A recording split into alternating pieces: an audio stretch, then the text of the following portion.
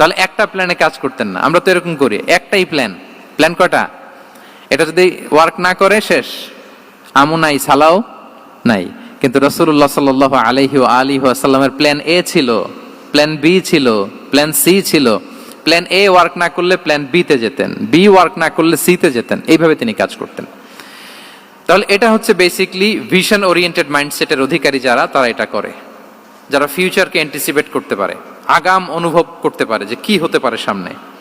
এই যে বাংলাদেশের বিভিন্ন প্ল্যান পরিকল্পনায় আমরা দেখা যায় যে এখান দিয়ে একটা ব্রিজ করে পরে ভাঙতে হয়, রাস্তা একটা তৈরির পরে ভাঙতে হয়, কোথায় এক টানেল হয়ে আছে প্রতি মাসে মাসে এখন লস হয়, তারপর 1 ঘন্টা বৃষ্টি হলে পুরো ঢাকা শহর এটা বন্যা হয়ে যায়। এগুলো হচ্ছে একাধিক প্ল্যান না থাকা, ভিশনারি অ্যাটিটিউডের অধিকারী না হওয়ার কারণে এই ঝামেলাগুলো আমাদের হচ্ছে।